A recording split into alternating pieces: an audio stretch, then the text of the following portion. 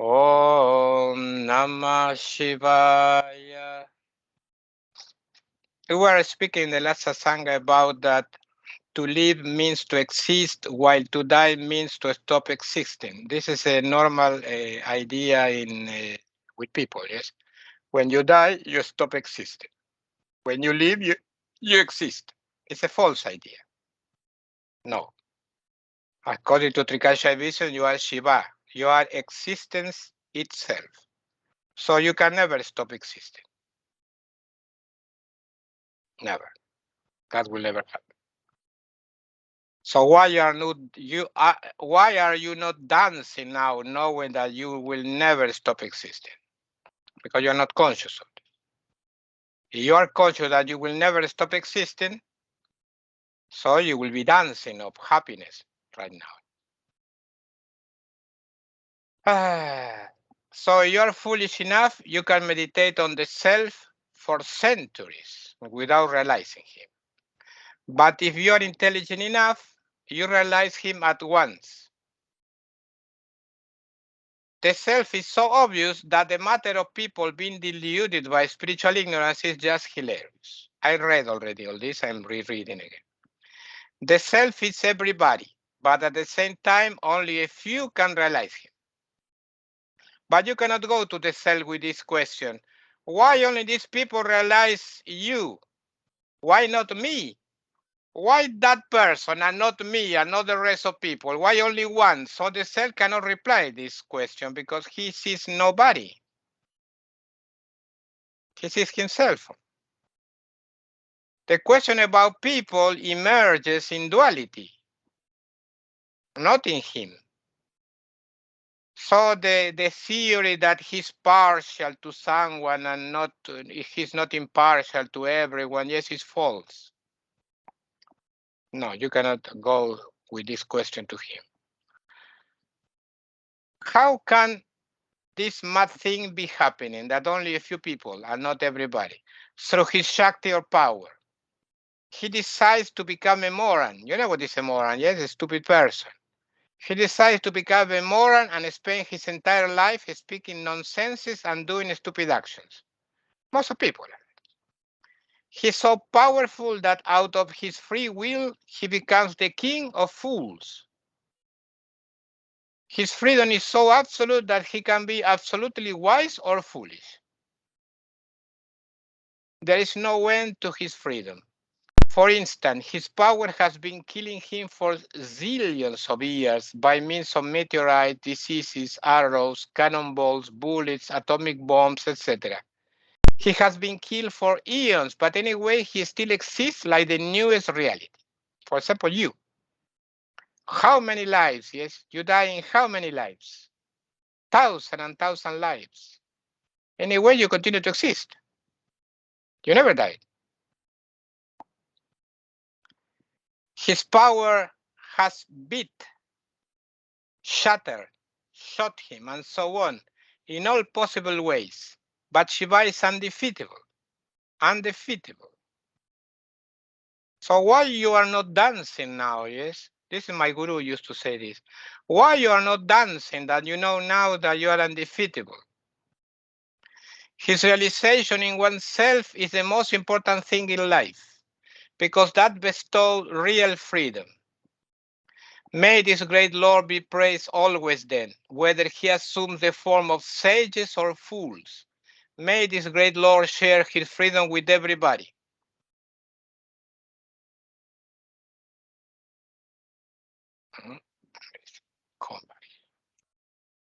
Correcting the book. Now, there is a frequent question. Is the soul the same thing as the self? It depends on the system. They analyze in a different way. Yes and no. In higher levels of consciousness, the answers to such questions are always in the form of yes and no. And why not something else too? This cannot be understood by a lower intellect that always wants yes or no as an answer. When a person reaches a higher state of consciousness, he starts realizing the reality as yes and no. And I would add something else too. What most people think to be reality is not reality, but a mental invention. For example, Shiva is present here. Yes. No. He's absent. And something else. How to understand? He's absent when he's present. He's present when he's absent. And something else. It's inconceivable. Now, another topic, the highest reality. This is the self and his power, the highest reality. That is Shiva and Shakti. They never change. They remain in their essence such as they are. The self and his power are two only in the world of words in order to describe them. Still, they are only one reality. There is nothing beyond them. Once you realize the self, you do so through his power. Shakti is the face of Shiva. Therefore, you realize both at the same time. When you realize the reality, your work is completely done. There is nothing else for you to do here. You are free like the self, like his power, like the reality. While you do not reach that state of consciousness, that realization, you are in bondage. That is, at the mercy of his power in the form of ideas, concepts, external events, etc. Generally, you advance to self-realization gradually, but once you grab his power like a kind of rope and then pull and pull yourself toward him, you finally realize him. This is obviously a metaphor. Once this happens, you are free. Even if this occurs for only 1 second, you are free for 1 second. If you want to be absolutely free, you have to first grab his power with no fear. That is, you have to become strongly conscious of I am. How much time will you require to become conscious that you exist? Now that you hold it firmly, I am, yes, I exist. You must pull and pull till the self reveals his nature to you. So you continue with this consciousness. You don't desist. You don't start to think, oh, I want to eat an ice cream. No. You continue. I am. Aham, aham, aham. You meditate like this. Aham, aham. How much time will you require? Instantaneous.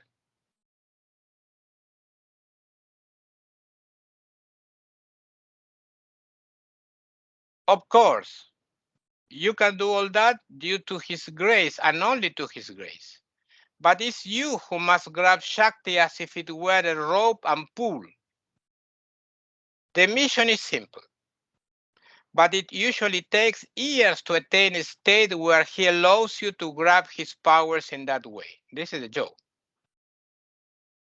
Years to take years to arrive in this state where you can grab his Shakti like this. Shakti is aham, his Shakti, his power. I am, aham. You grab aham and you don't, you don't lose aham. Yes? You continue to grab firmly. You don't desist.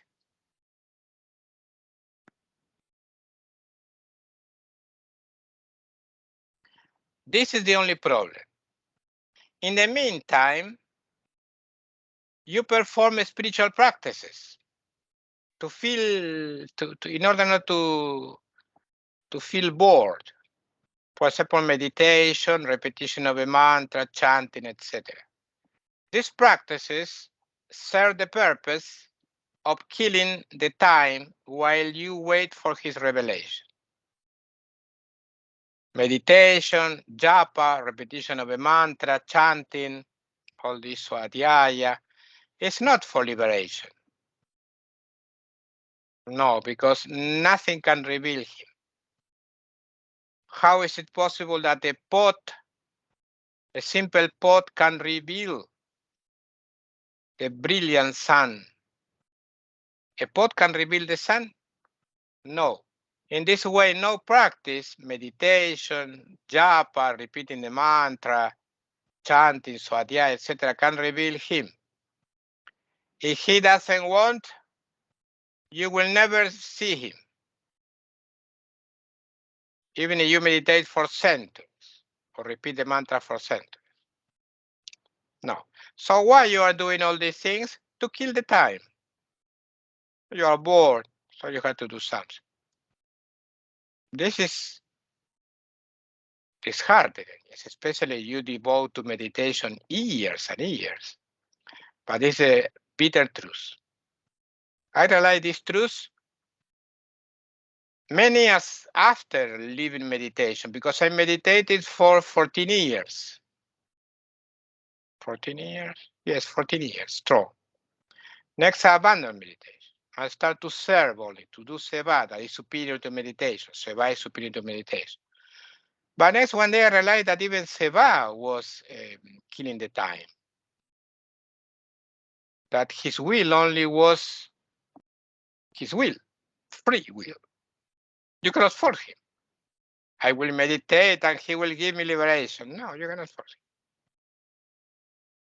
He's free.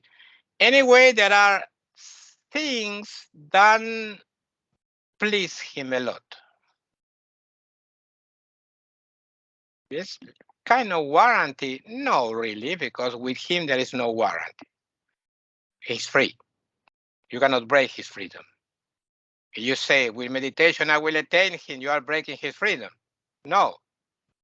You will attain him when he wishes so. This is freedom. So there are things that please him a lot. For example, devotion to the Guru is one way. That's why Muktananda said, if you don't have devotion to the Guru or for the Guru, you can meditate for centuries, repeat the mantra for centuries, and nothing will happen to you. This is one of the things, the key to open the door. Yes. It's a warranty? No, but there is a great probability that liberation will happen. When you follow the words of the Guru tells you, don't eat bananas, and you don't eat bananas, like this. This is another key to open his will. It's a warranty? No, because if it's a warranty, so he's not completely free. But the probability that you will receive liberation increases in your case. You understand? The key is devotion to the Guru, to follow the commands of the Guru. This is not to follow your ideas. No. You have good ideas, yes, but no, it's not working. His ideas. That's why you come to a Guru. Why you come to a Guru? To reivindicate your ideas, you come to a Guru? No, because your ideas fail. That's why you come to a Guru. But anyway, with the Guru, you continue to follow your own ideas. So it's wrong. It's absurd. For example, you meditate one way, and I tell you, no, don't meditate like this, meditate like that. And you continue with your own ideas, so no, it's a fail. Because you came to me for good instruction for meditation. But this problem with own ideas, with your own ideas, is tremendous problem. Tremendous problem. We follow our ideas practically without thinking. We follow only because for us it's like this. Okay, we follow. We never think that maybe it's wrong. We are so used to follow our ideas. Sudden decisions are useless. For example, oh, I will meditate 3 hours every day. It's useless. No, not working. Okay. Things that work. Devotion to the Guru. Follow the Guru's commands at any cost, at all cost. Even if the command it looks absurd. He tells you don't eat bananas. To follow this, please Shiva. It's like this. To follow all the rules in the Guru-disciple relationship. Pleases him. Why? Because he created the Guru-disciple relationship. So when you follow all the rules about to be a disciple, for example, the good disciple, you please him. If you are a bad disciple, you don't please him. And who is Shiva? The Guru. If the Guru is not happy with you, Shiva is not happy. You understand? It's very simple. The Guru is happy with you. Yes or no? So you know. For example, you come to the Guru like this woman every day, every Saturday. I have to work, I have to work. Do you think that the Guru will be happy with her? No. I cannot come, I have to work. No. Because to her, samsara is first, and ego is first, and not Shiva. When you put Shiva in second, third, fourth position, he's not happy with you. And how do you know that? Because Guru is not happy with you. You understand? It's very simple. Very simple. Sometimes, for example, you can do many good actions, but the Guru is not happy with you. And apparently you are doing good action, but no, he's not happy with you. So check the mood of your Guru and you will realize if Shiva is happy or not with you. Because the Guru and Shiva are one. So my feelings for all of you is not a coincidence. It's following his feeling. So when I dislike, when Irina tells me, thank you, Guruji, 3 hours later, Shiva is angry there for some reason. It's not that I'm angry with her only. Shiva is angry. Why? Nobody knows. It's a mystery. Something she's doing that Shiva knows. He dislikes. You understand? Or you can look like a perfect disciple, but Shiva dislikes you. Because Shiva sees in your heart. But you're not conscious. So the Guru mood, it shows Shiva's mood. That's why all this story with the Guru. The Guru is not happy with you. For example, Mutananda said, when my Guru wasn't happy with me, I couldn't meditate. He couldn't meditate. Well, no, I couldn't meditate. All the time wrong meditation. When my Guru was happy with me, I could meditate like a champion. It's all like this. The relationship with Guru is fundamental. So you cannot be with the Guru and the Guru all the time angry with you, and at the same time you think, no, Shiva is happy with me. No, useless. If the Guru wants to kill you, you cannot think, oh, Shiva is happy with me. That's why in Guru Gita they say, never remember exactly the Sanskrit, they say in Guru Gita, this famous chant, they say, Shiva Krudo Guru Strata Guru Kruda Shivo Nahi. So if Shiva is Krudha, is angry with you, Guru Strata, the Guru is the protector. So the Guru can protect you. But Guru Kruda, if the Guru is angry with you, Shiva Nahi, not even Shiva can protect you. So it's very important what Guru feels about you. It's very important. You understand? That's why all the time they try to please Guru. Why? They are pleasing a human being. No, it's about Shiva, not about the guy, not about Gabriel Pradipa. This guy is not important.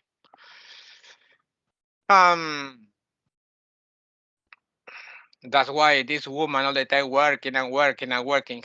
She will get fast liberation? No. That will never happen. fast? No. If she continues to behave like this, Shiva will be unhappy with her. And it's useless. And I can warrant that no liberation for her while she persists in this attitude.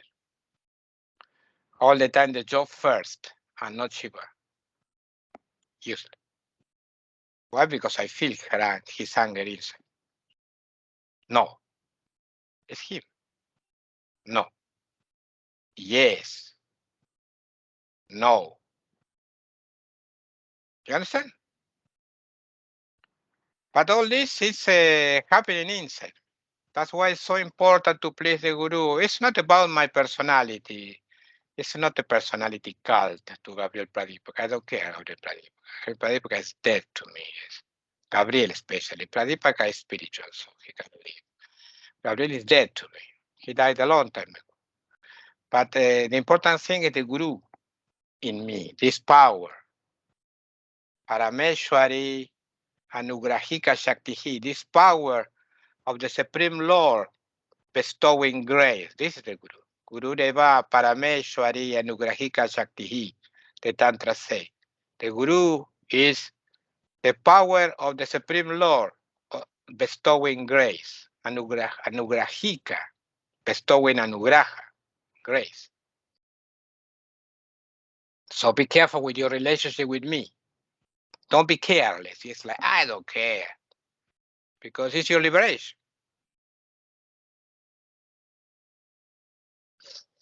Sometimes the Guru is happy with you and there is no reason. Because you did nothing special. Well, he's like this. It's mysterious.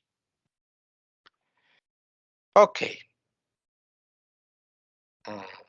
So these are the keys to reach a fast liberation. Now, you want to delay and to wait for a long time? Okay, you can delay. No problem. My explanation could make the self, Shiva, look like a person. Like he's angry, he's happy. But this is only occurring in the kingdom of words. One could also affirm that he's a supreme person, but this person is inconceivable. That is, a lower intellect cannot understand him in any way. To understand him, you need to somehow manufacture a high quality intellect. Through this intellect, you finally can realize the self of Bodhisattva. Bodhisattva, they call this intellect in Sankhya. Sattvic intellect, pure intellect, to realize Shiva, to understand Shiva's way. This mission is not for timid people.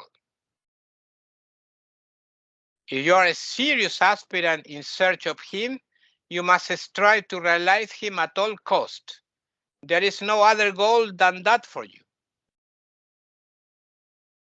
Most people are not like this. Yes, most people want some comfort. They meditate to be healthy. I was checking some article in the news about how meditation can make your intestine work better, something. Thing like this. Some people want this spirituality for this. To have some comfort, to have the mind more or less peaceful, but not to attain God. Now you are going for God.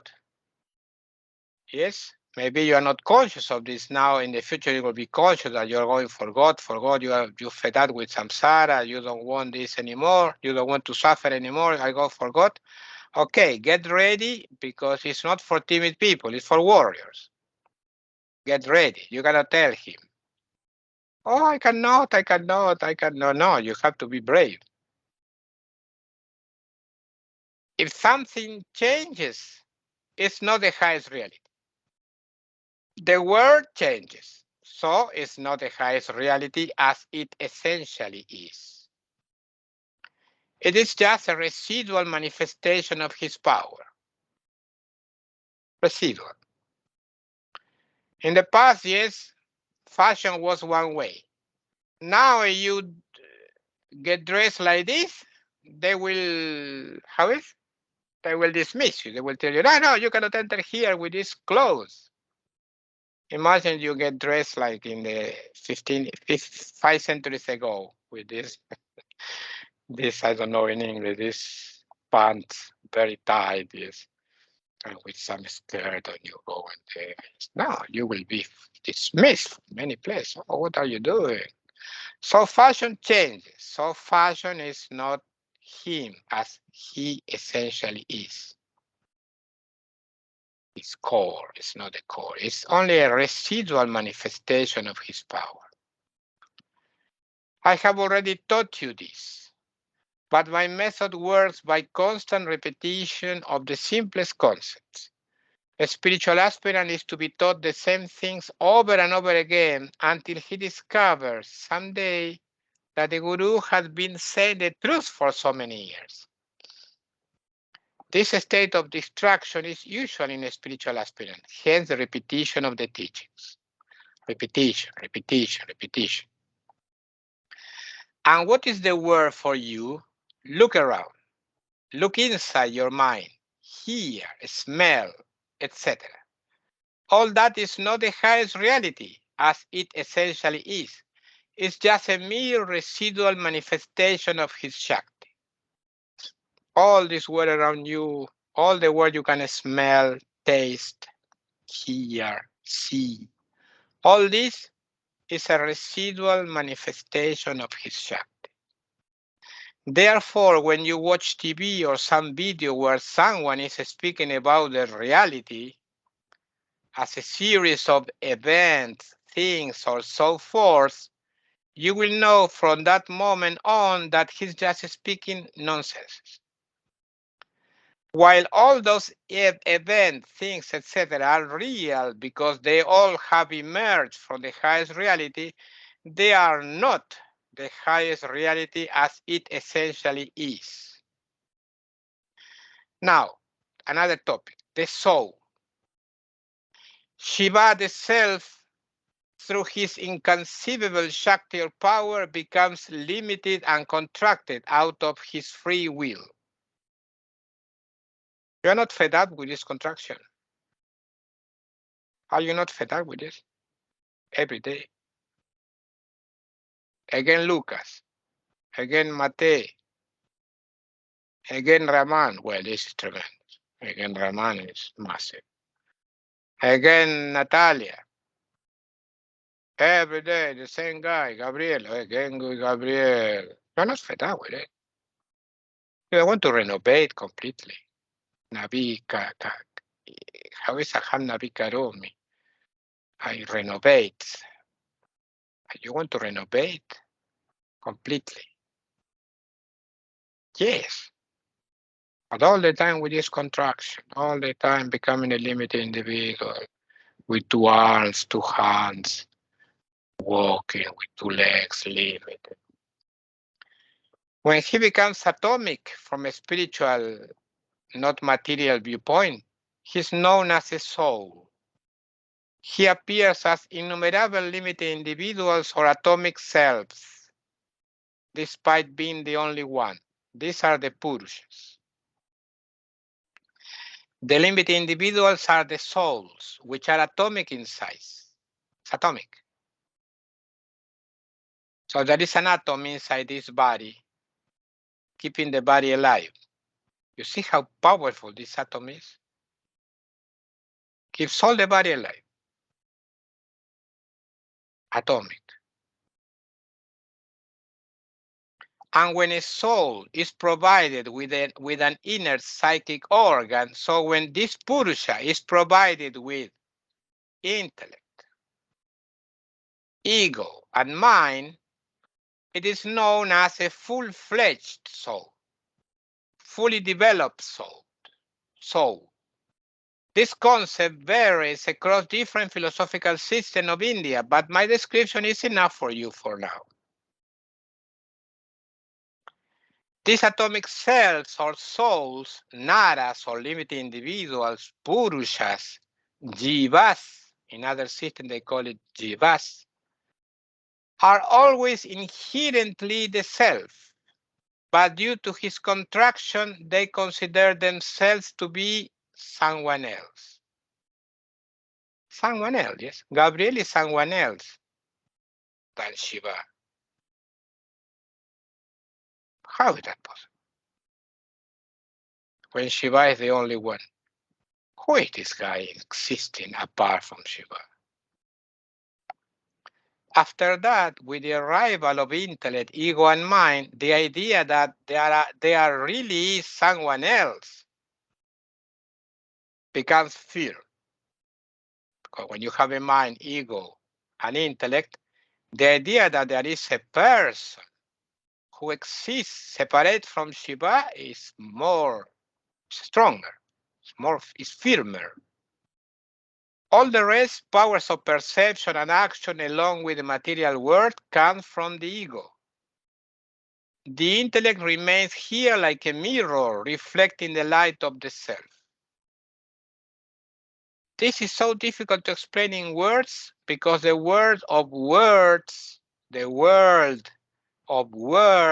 emerges after the soul is given an intellect, an ego, and a mind. Anyway, I'm doing my best. Are the full-fledged souls alive? They are alive or they are inorganic? Yes and no. When they manifest a physical body, they look alive. Yes, you call, it's a living soul. But when they abandon that physical body in the intervening period between one life and the next life, they are called dead, the souls, till they produce another physical body.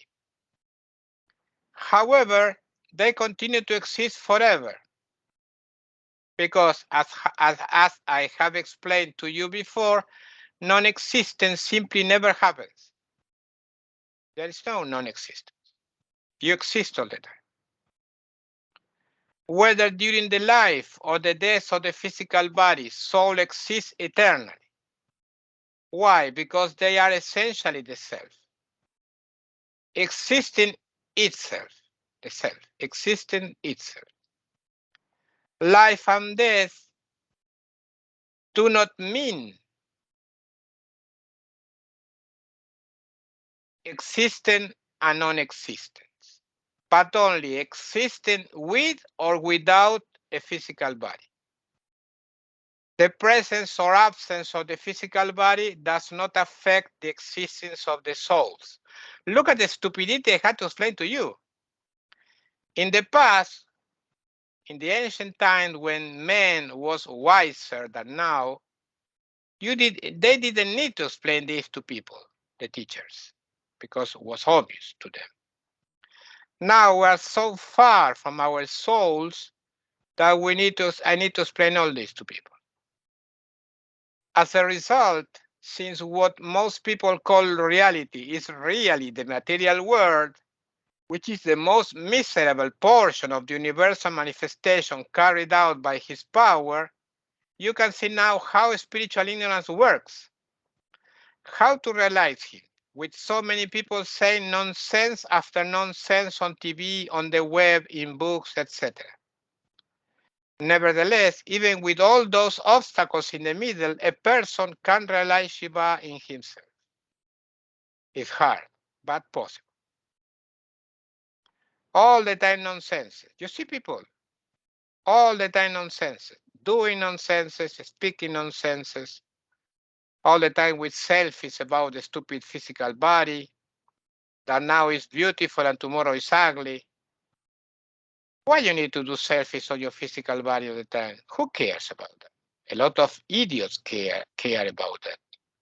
Watching this and liking, yes? But what's the point if you are not the body? Who cares about that? Stupid people only care. So don't be like them. Don't have million followers of idiots. The condition of a limited being. Look at the thing I have to teach to people. A limited being is a beggar. Therefore, when the self attains this stupid state, he becomes, as it were, a beggar. What does a limited individual beg for? He begs for love.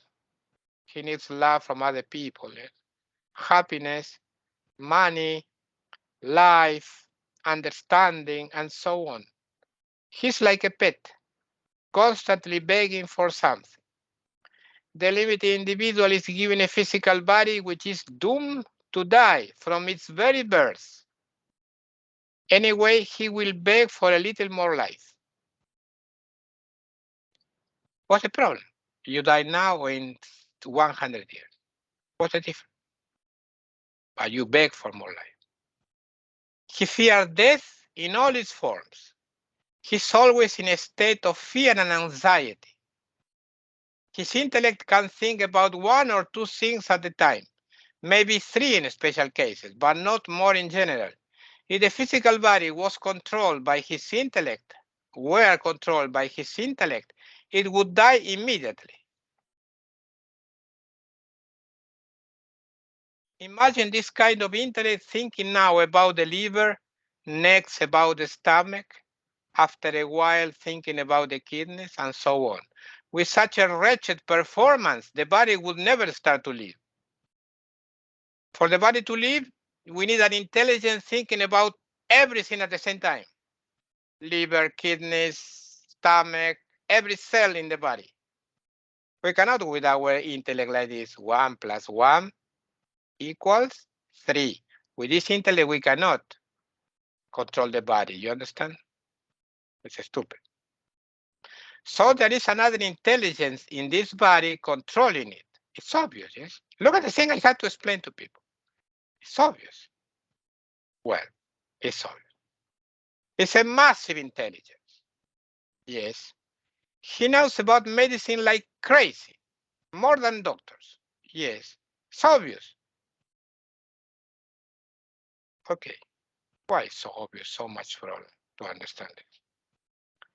In spite of its absolute hilarious performance as far as controlling the physical body is concerned, the lower intellect is even able to deny the existence of the self. This intellect we have to think only about 2 or maximum 3 things at the same time is denying the existence of God. Look at how absurd it is. Meanwhile, it's fervently denying like that. This little intellect does not notice that the body is controlled by a superior intelligence that is able to think about millions of processes at the same time. Without the presence of his power, this physical body would never exist. Consequently, I can conclude that a lower intellect like that is not fit for realizing him. It's just a universal laughing stock. You know what is laughing stock, yeah? Universal laughing stock. So everybody laugh at it. All the gods laugh at this little intellect. Imagine a person saying 1 plus 1 equals 3, and then compare his performance with that of the most superb mathematician in the entire human history. This will give you an idea of how moronic and crooked a lower intellect is. Unfortunately, this kind of intellect proliferates in this world. It's an absolute disgrace, and I have no doubt about it. Most people have this intellect. Most people have this kind of intellect. But there is a point when a spiritual aspirant polishes his intellect to the extent that is able to reflect the light of the self properly. At that moment, he is the proud possessor of a higher intellect. By means of this intellect, he will realize the self, and his mission in life will be finally accomplished. He polished his intellect through the study of the Parabhairavas scriptures. In the end, he is fit for self-realization. When your intellect is clear, pure, reflects the light of God. So it's obvious that you are God. However, he has to abandon fear of death during his final samadhis or trances. He must feel that death is about to follow him at any moment, but he must abandon that fear in the process. He has to face death inside in a real way and tell her. He has to tell her like this: Mother Death, you scare all people here with your mere presence, but I'm not afraid of you at all. Kill my physical body you wish so, but I do not fear you at all anyway. This body composed of flesh and bones is not the highest reality and is always doomed to fall a victim to your striking. Why should I fear you then? This is the manner the spiritual aspirant prays when he abandons his fear of death. He has to defy Mother Death in that way till he gets rid of fear of her forever. You cannot be free if you fear her. Have you noticed how afraid you are of her with reference to yourself, other people, pets, etc.? As you fear her, so you are not free. You must challenge her inside or you will never vanquish that strong fear. This process occurs right before the state of freedom. So before liberation, you have to do this with death. And of course, I was speaking about a very advanced spiritual aspirant who is facing death right inside himself in order to overcome his fear of her. Fear of death is one of the 5 afflictions of inhibition. Death accompanies the physical body from the very birth. She's constantly prowling around. You know what is prowling around? Death is constantly prowling around. In Spanish, merodear. In Hungarian, kosakurul.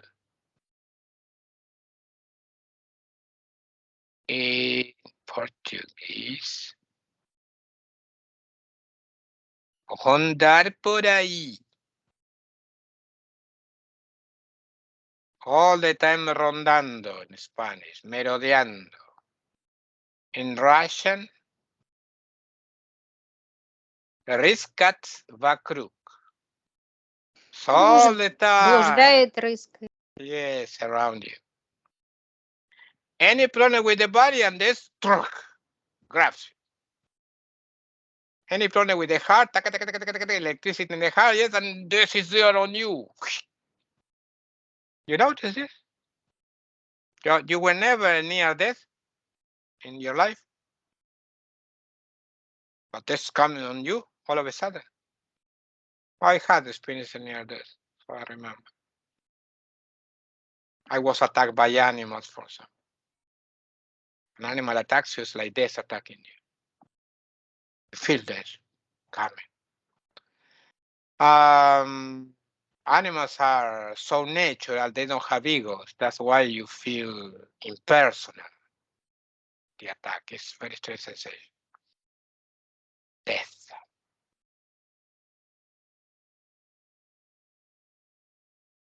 So all the time death is prowling around.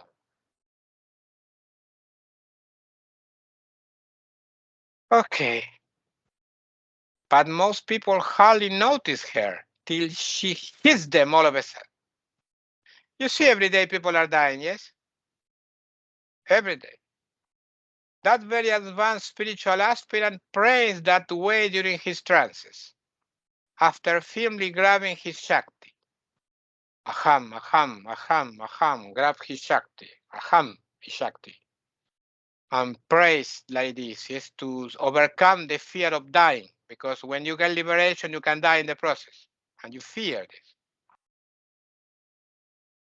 He can defy Mother Death only when he's in trance and full of his power.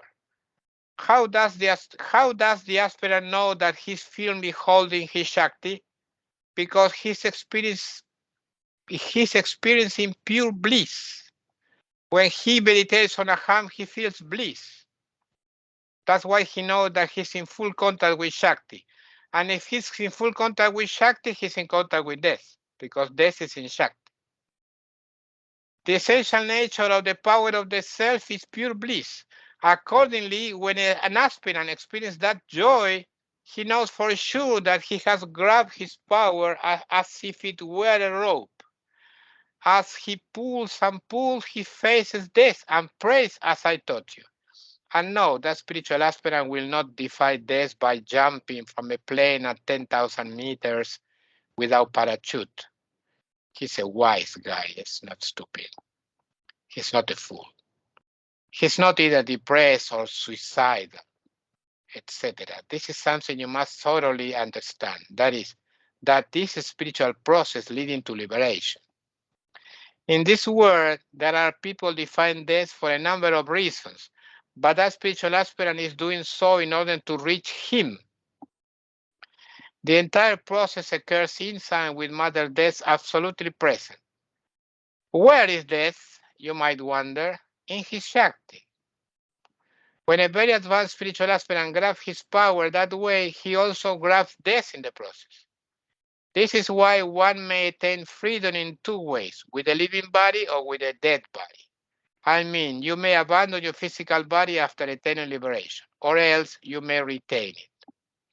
This is decided by the inconceivable Shiva at the moment he shares his freedom with you. He decides full kills the body or partial and stops, and the body is alive. His decision. That's why I said to you that self-realization, liberation is not for timid people, it's for brave people. If you want your freedom, you must become quite a warrior sooner or later.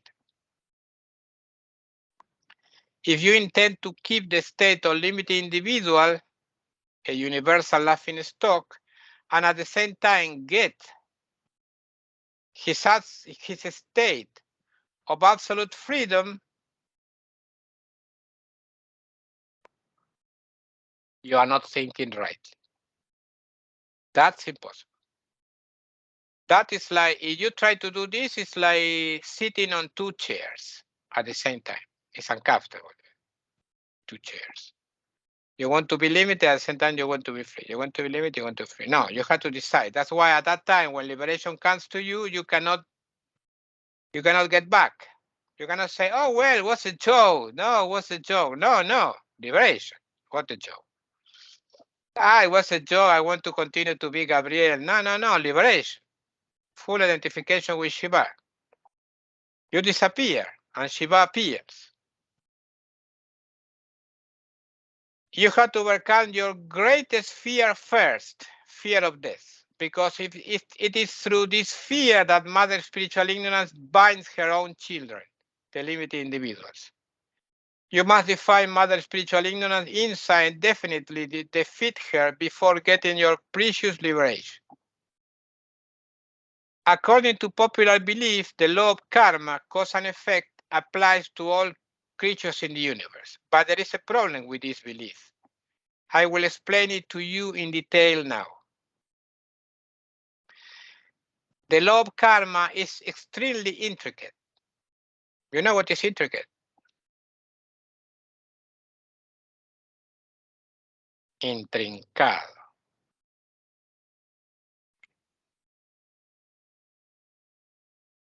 In Russian, intrincado. Intrincado, lady? Запутанное, сложное. Stop it with puta, please, in Spanish, brothers. Запутанное. Intricado no, сложный. Сложный. Not complex, no, it's intrincado. In Portuguese, Запутанное. intrincado. Intrincado. In Hungarian, bonyolult.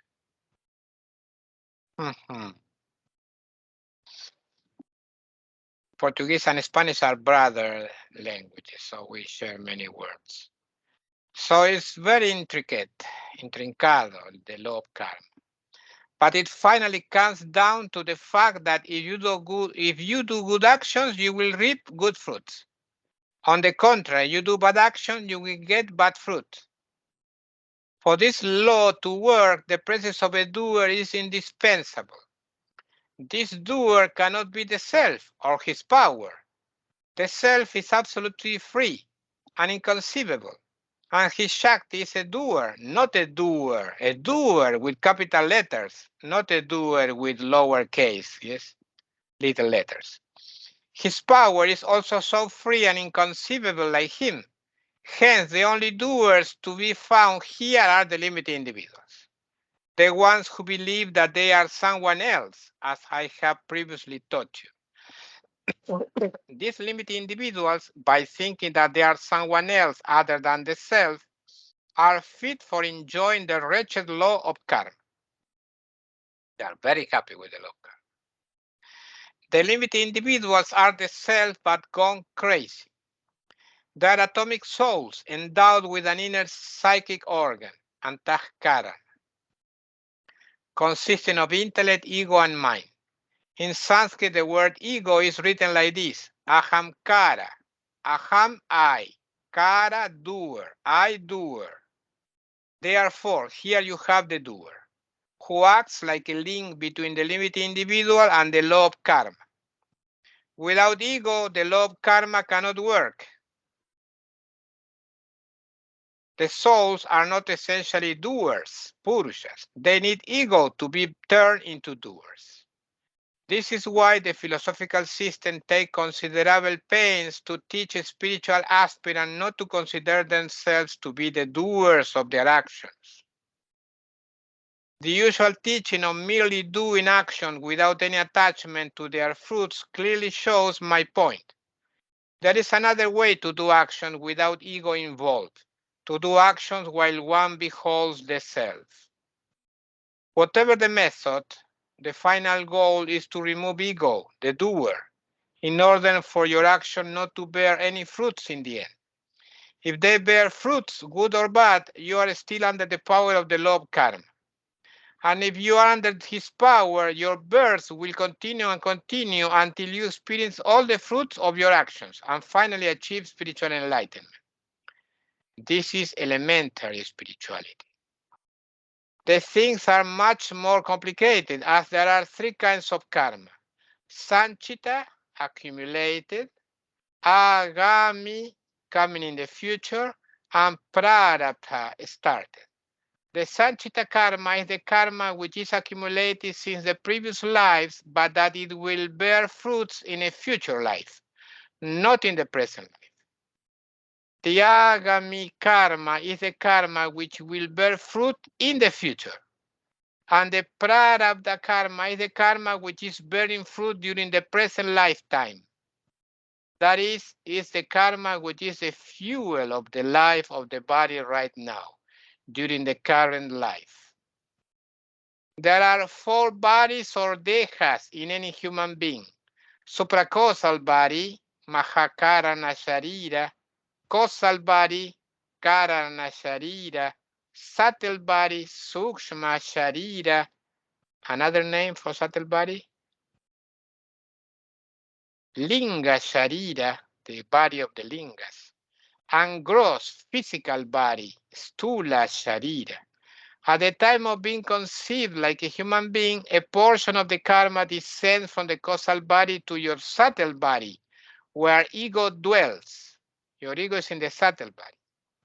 This becomes the prarabdha karma, which will be effective during your current lifetime. So an ego is a mass of karma or impression of actions which are bearing fruit during the present life. Anyway, over the time, a common tergiversation of that exists. Tergiversation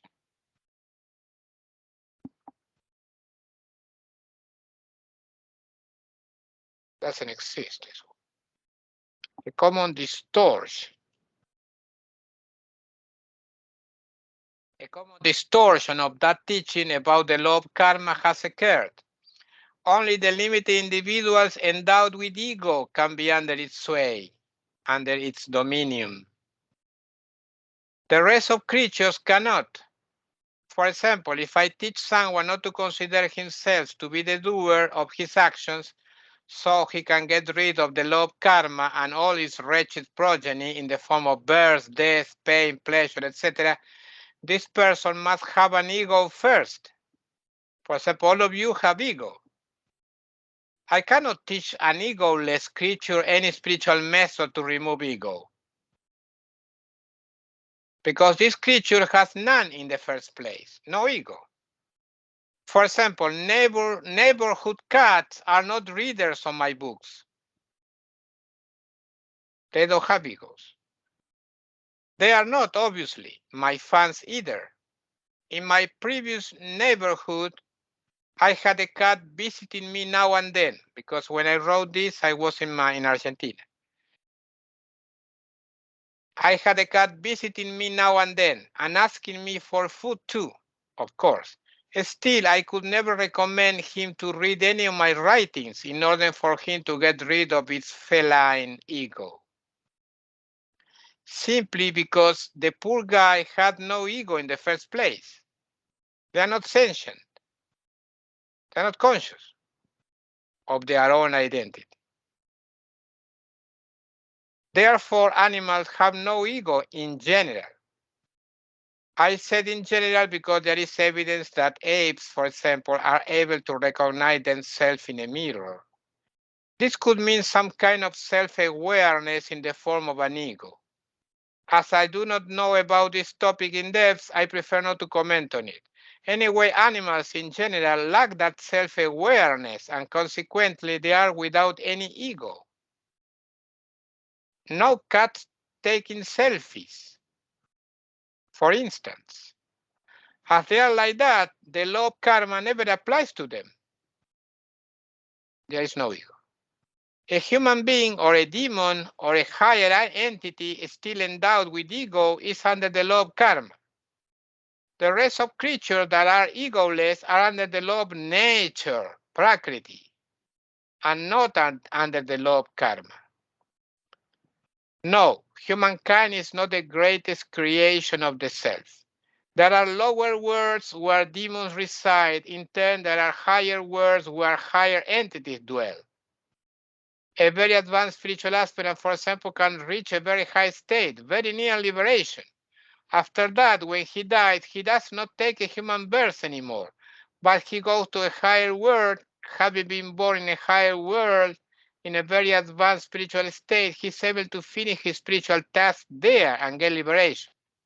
So the usual belief that only the world of humans is fit for achieving liberation is not always true, because some very advanced spiritual aspirant can bypass it. I could write volumes dealing with these strange topics, since the yoga universe is plagued with that sort of misunderstanding.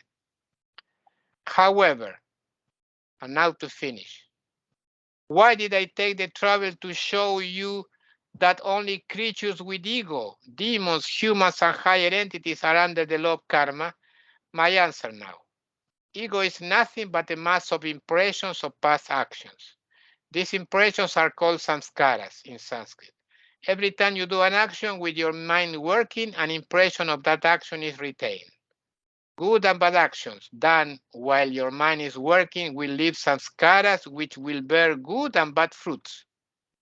Since most people suffer from the disease known as constantly thinking, all of them are the whole day accumulating impressions from their actions. This disease is considered to be good health because the vast majority of people suffer from it. In this way, the disease is even accepted as a normal state, to think the whole day. Still is a disease. Now, a spiritual aspirant is taught how to stop his wretched mind through different methods. This action of stopping his mind also leaves an impression. Therefore, in a spiritual aspirant, there will be impressions of two types, with the mind working and with the mind arrested. Two kinds of impressions. Samskara with the mind working will be eaten up, devoured by samskara with the mind arrested. Okay, for today is enough. Next satsang, I will continue with this story about karma, samskara, and all this, and in order for you to know something else. Here's the page 79 for me to remember for the next satsanga. 79. I will continue. Next satsanga. For today is enough. Om Namah Shivaya.